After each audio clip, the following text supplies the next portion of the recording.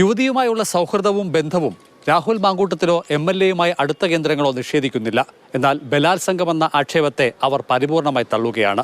ഇത് സാധൂകരിക്കുന്നുവെന്ന് അവകാശപ്പെട്ട വാട്സപ്പ് സ്ക്രീൻഷോട്ടുകളാണ് MLAയുടെ സുഹൃത്ത് ഫെന്നി നൈനാൻ ഫേസ്ബുക്കിൽ പങ്കുവച്ചത്.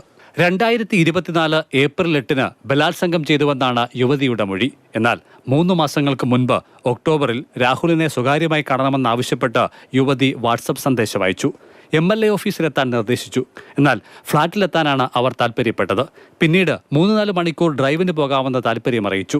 MLA ബോർഡ് വെച്ച വാഹനം ഒഴിവാക്കി താൻ വരുന്ന വാഹനം ഉപയോഗിക്കാമെന്ന് യുവതി തന്നെ താൽപ്പര്യം അറിയിച്ചതായും ഫെന്നിയുടെ പോസ്റ്റിലുണ്ട്.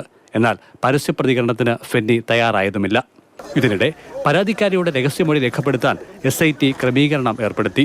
ഇതിനായി ഇന്ത്യൻ എംബസിയുമായി ബന്ധപ്പെട്ട സഹകരണം ഉറപ്പാക്കി. വിവരം വിദേശത്തുള്ള പരാതിക്കാരിയെ അറിയിച്ചു. കേസിൽ പ്രതിയുടെ ജാമ്യ ഹർജി നാളെ തിരുവല്ല കോടതി പരിഗണിക്കും. നാളെ ബെയിൽ ആപ്ലിക്കേഷൻ ആർഗ്യൂ ചെയ്യാനായിട്ട് വിശദമായിട്ട് ആർഗ്യുമെന്റിന് വേണ്ടി വെച്ചിരിക്കുകയാണ്. നാളെ senior counsellor advocate Ajith Kumar Sasthamangalam അദ്ദേഹം വരും. കസ്റ്റഡി അവസാനിച്ചതോടെ രാഹുൽ മാങ്കൂട്ടത്തിലിനെ കോടതി റിമാൻഡ് ചെയ്തു. പ്രതിയുമായി മാവേലിക്കര സ്പെഷ്യൽ സബ് ജയിലിലേക്ക് പോലീസ് വാഹനം എത്തിയപ്പോൾ പ്രതിഷേധവുമായി യുവമോർച്ച പ്രവർത്തകരെത്തി.